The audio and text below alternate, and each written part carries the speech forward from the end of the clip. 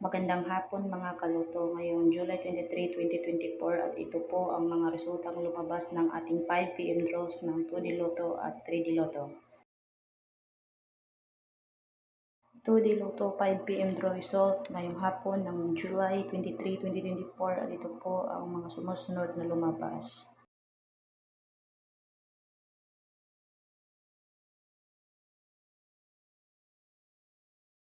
Three D Lotto 5 PM draw result ngayong hapon ng July 23, 2024 ay ito po ang mga sumusunod na lumabas.